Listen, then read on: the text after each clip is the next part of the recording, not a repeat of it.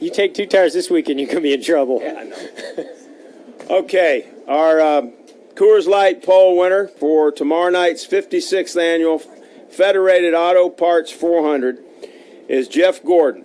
And for the 21st straight year, he sits on a pole. And that is a NASCAR record, eclipsing Hall of Famer David Pearson's previous record that you were shared that with him.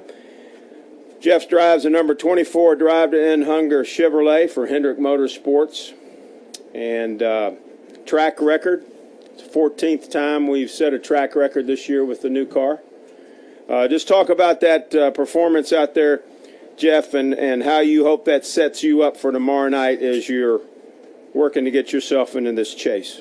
Yeah, obviously that was big. It was really big. Of course, real quick, just to address the record with Pearson. I mean, not very often you get to break a record that David Pearson set, so that's really incredible. I'm pretty overwhelmed and blown away by that record in itself, and to be able to accomplish that. But I didn't think it was going to happen this year. We just have not been qualifying well, and I like to pride myself in my qualifying, and it's just been little things here and there that have just kept us from getting it. And today just went really smooth. I mean, the car was good in the first practice in race runs, and we swapped over for qualifying trim in the second one and went straight to the top of the board, and the car just was driving well. And when I saw Kurt put that good lap up at the beginning, and then I saw the cloud go away, I was a little bit nervous whether we had enough. But on the first lap, the car stuck good, and I knew that I had a little bit more in me for the second lap, and it did all the things I wanted it to do. So, that's huge, to be able to do that at a crucial time, get that number 1 pit stall, and set ourselves up to do what we're going to have to do here tomorrow. It's going to be tough. It's going to be a hard fight, and I think we just that little bit of confidence, that boost that we needed this is what this gives us. Car just feels really good, and I'm just excited to get the race going tomorrow. Okay, let's start with Holly. Go ahead, please. Get Holly a microphone, please. Raise your hand, Holly.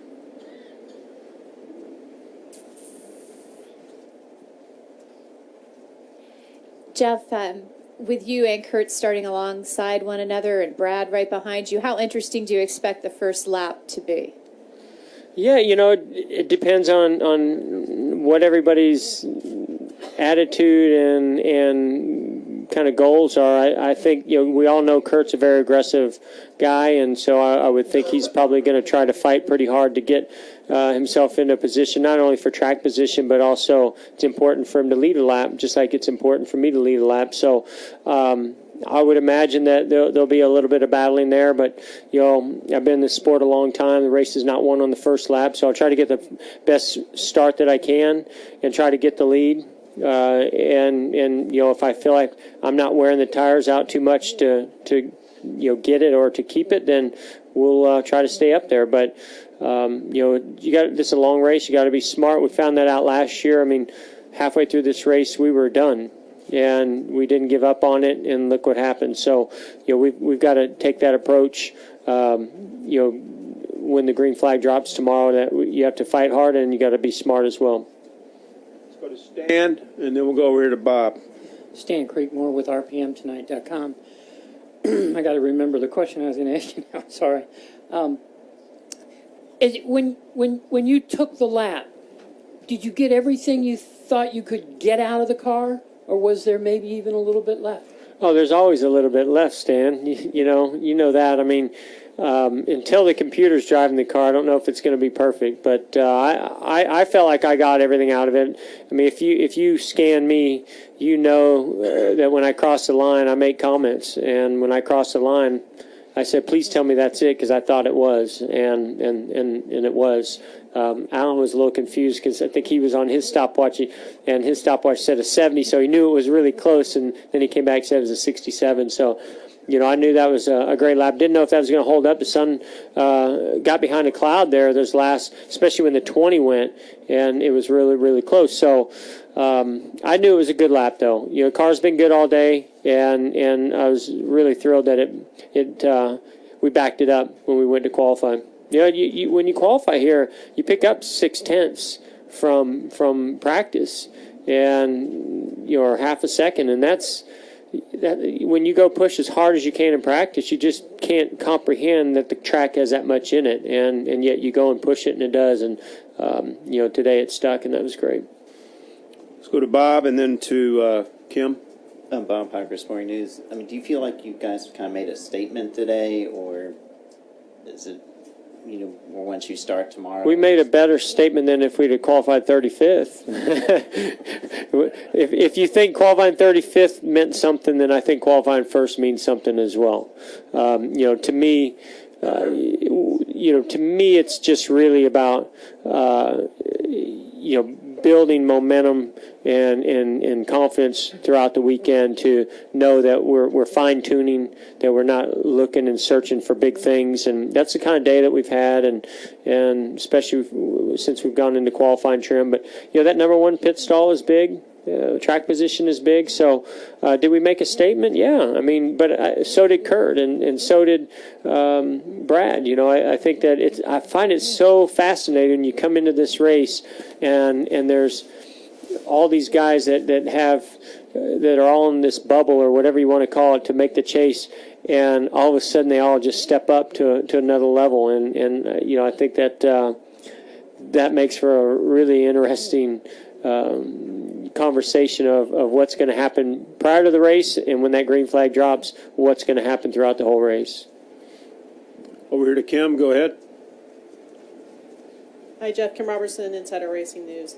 This is the second year in a row that you've had to race your way in. Do you think you're more confident knowing what you have to do to accomplish that?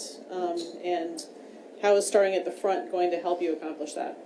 Yeah, I'm certainly a lot more comfortable. Last year I was, really on edge, and I just it was stressful. The entire weekend was stressful, and I've been a lot more calm this weekend.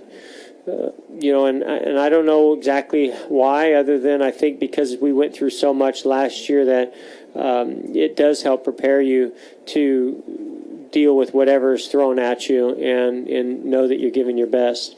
This is only step one. Starting on the pole, we started pretty good here last year, if I remember correctly. This is a good track qualifying-wise for me, and I thought we started pretty good, but we faded fast. That we did the same thing here earlier this year. That was our primary goal while we tested here, and our primary goal to learn today when we got here. And that's what I'm excited about, is not only did we qualify well and get the pole, but I think we have a much better car for the race and the long runs as well. Alan. Alan Cavano, NASCAR.com. Normally qualifying second would be a good thing and be happy about, and Kurt was, but the fact that you qualified first doesn't make it as good for him anymore. Are you happy? He's probably thinking about that and thinking about what he could have done on that lap, and it's kind of in his head now? I think that there's no doubt we all recognize what's on the line here. We all recognize, the conversations that are going on about who's going to do it, who's going to get in the top 10, who's going to be the wild card, and I think that while I don't necessarily agree that we should be singling us out, it does seem like that was the questions I was getting asked about yesterday. I think there's too many other guys out there that we really have to race, not only to win this race, but also to make it in. But then we go and qualify and we're 1-2, so that's pretty ironic. At this point, I'll take every little boost and bit of confidence and little victory that we can. And today was a good one.